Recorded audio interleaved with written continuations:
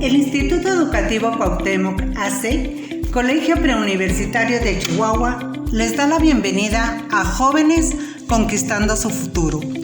Mi nombre es Teresa Domínguez y el tema del taller que veremos es la violencia. Iniciamos así con nuestro primer tema, que es la violencia o acoso escolar. Del latín violentia, cualidad de violento o la acción y efecto de violentar y violentarse. Lo violento es aquello que está fuera de su natural estado, situación o modo que se ejecuta con fuerza, ímpetu o brusquedad. La violencia, por lo tanto, es un comportamiento deliberado que puede provocar daños físicos o psíquicos al prójimo. Una de las definiciones más aceptadas en la actualidad es la proporcionada por la Organización Mundial de Salud, la cual considera que la violencia es el uso intencional de las fuerzas o el poder físico, de hecho o como amenaza, contra uno mismo, otra persona, un grupo o comunidad que causa o tenga muchas posibilidades de causar lesiones, privaciones, daños psicológicos, trastorno del desarrollo o muerte. Dan Olweus, psicólogo sueco, define el acoso escolar como una conducta violenta entre compañeros caracterizada por 3 variables. Primera, intencionalidad, no es un accidente. 2, persistencia, no una, sino varias veces.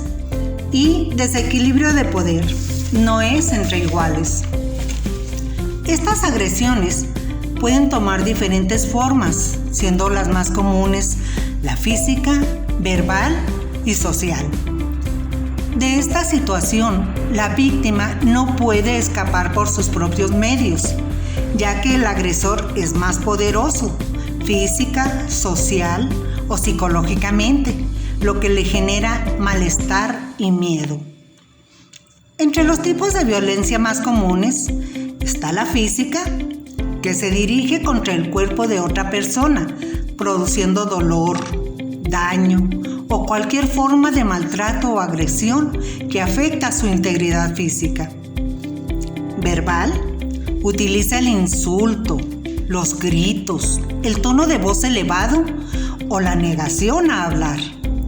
Psicológica emocional, que causa daño emocional y disminuye la autoestima, degrada o controla sus acciones, comportamientos, etc., mediante amenazas, acoso, restricción, humillación, deshonra, descrédito, manipulación o aislamiento.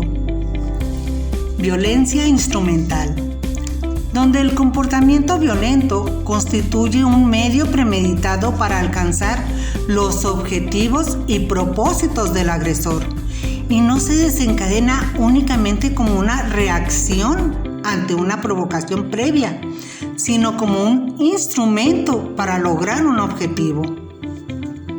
Aparte del acoso escolar, se tiene el ciberacoso o ciberbullying, que aunado a las características anteriores, se distingue por ser un proceso interactivo entre por lo menos 2 figuras, agresor y víctima, y los actos de violencia como estrategias para la construcción de la reputación y presencia social de los agresores en detrimento de las víctimas. Y es que son varios los actores en torno al acoso escolar.